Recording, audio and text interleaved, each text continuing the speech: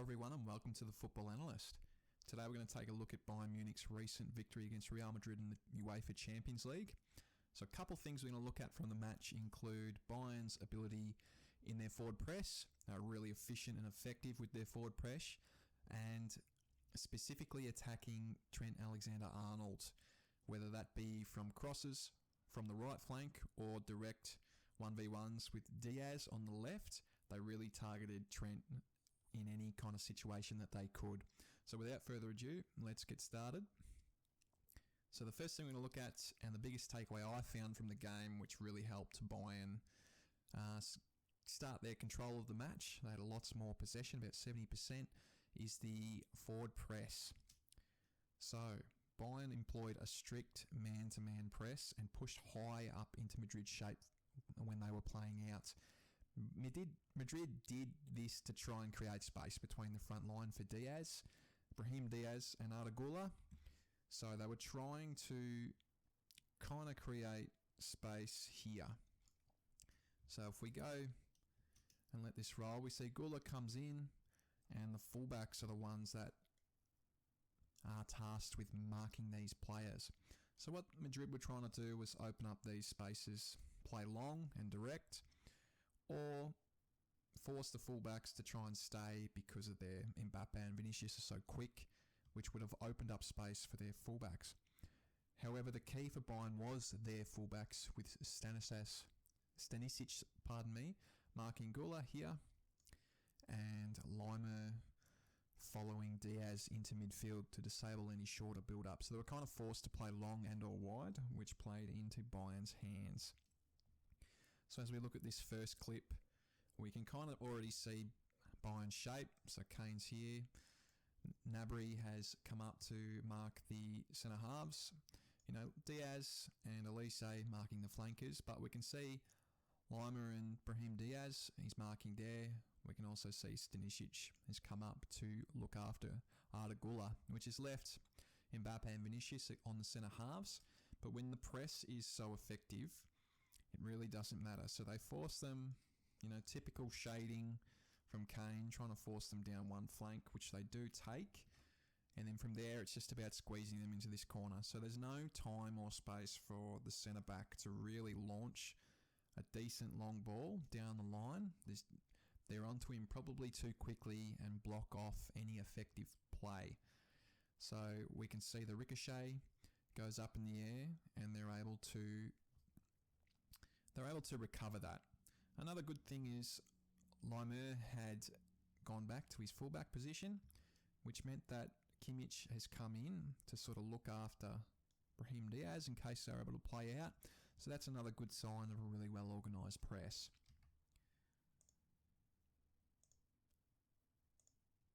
Now for the next clip, this is just another example of how far they are prepared to send their fullbacks. So the ball is played quickly to Rudiger here, so keep an eye on him. But also watch the top right, where you can see that Stanisic is coming right up on Arda Güler. Arda Güler's drifted wide. We can also see Laimer has come over to Brahim Diaz. Brahim Diaz was really trying to invert and create a box of four in midfield.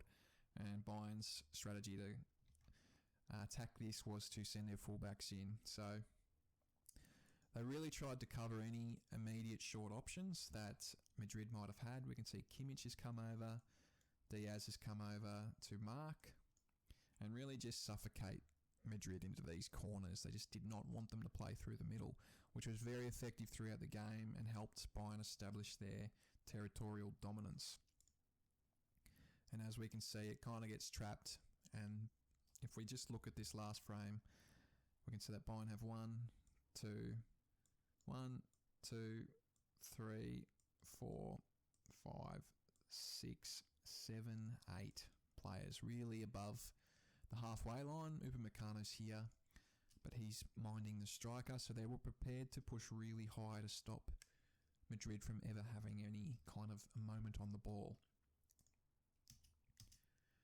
And we can also see this pretty clearly in Konrad Laimer's heat map and average position. He's got a more advanced position than even Harry Kane, which was the striker. So Harry Kane's here.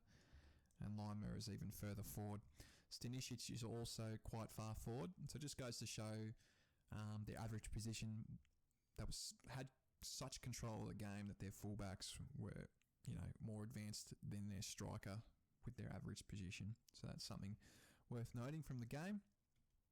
The second thing, and the thing I think which led to at least a couple of their goals, although we'll just take a look at one, was the common tactic any team has against a team with Trent Alexander-Arnold in it, is to try and isolate him on the flank or at the back post and try to wear him out throughout the game, whether physically or mentally wear him out, and Bayern did this exceptionally well.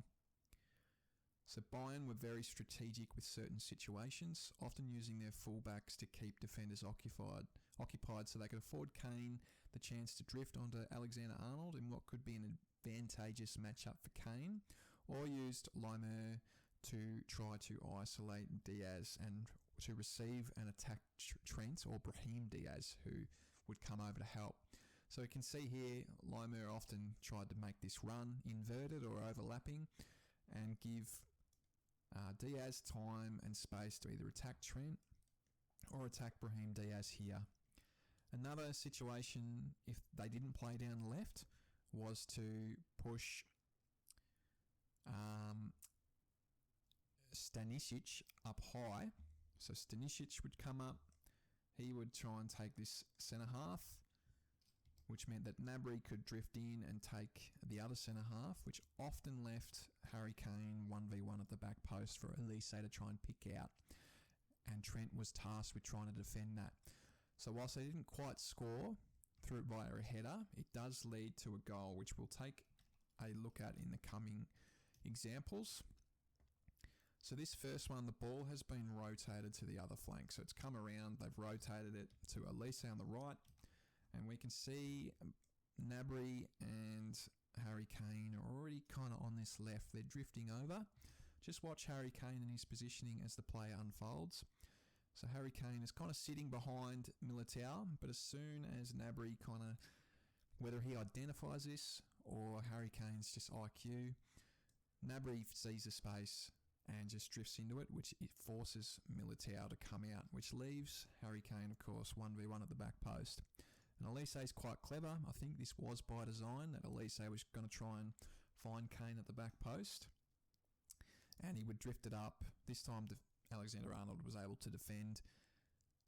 But this happened a couple times in the game, and I think eventually it just wore Alexander-Arnold out. Now in this next clip, we can see the opposite of what I was talking about, with Lima trying to position himself in a space where Trent needs to watch two players. So he would bomb forward. Diaz is out here really wide. He often gave himself a lot of width. And this is something Trent's historically not good at. Trying to cover two players. He generally needs support, which most fullbacks do, but he's particularly weak at trying to do this.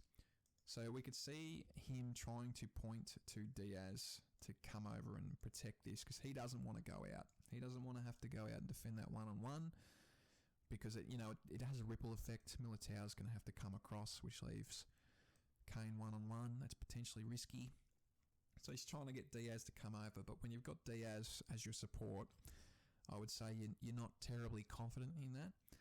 And oftentimes Bayern were able to just get this over on this flank with Diaz in space, Lima just being a nuisance with his position, and they were able to wear these two out defensively. And we'll take a look at the consequences of this now. So this is Harry Kane's goal. This is actually the cross before the goal. So right before, again, Elise is looking for Harry Kane at the back post. He's been able to isolate himself again on Trent.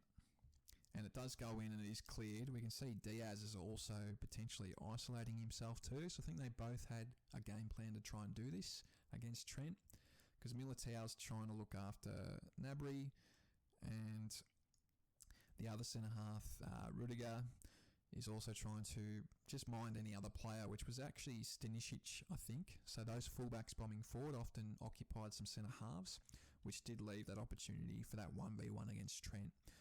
So it's played in, it's cleared, and then the resulting second ball after that, which is recovered by Bayern, is this. So we can already see that they've got a 2v2 here. So all it takes is Diaz to identify that. All he needs to do is, I think he takes a quick look there. So he takes a quick look to see what's in play, and whether he does this deliberately or he's just trying to make a run.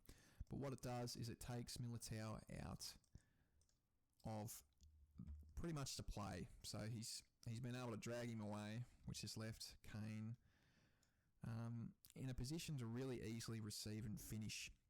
And Trent, I don't know what he was doing there, but he really just had no real defensive instincts. I think if we watch this clip, just watch Trent. I don't know how he can't see this 2v1 here and why he's not trying to tuck in a little bit more. Or just get any body contact, on Kane. He's sitting well off, and if you really watch it, he's actually backpedaling a little bit. And Kane's just able to collect and curl that around the keeper. And that was a really pivotal goal in what was a high-scoring game.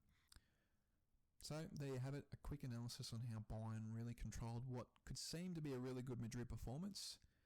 However, Bayern really dominated the game statistically and really deserved to go through to the semi-finals of the Champions League on aggregate. So let me know your thoughts on the match and anything that you notice in the comments below. Again, I hope you've enjoyed the video. If you'd like to support the channel and help it grow, please consider liking the video and subscribing to the channel for more analysis, as this would be very much appreciated. As always, thanks for watching, and may your team be forever winning.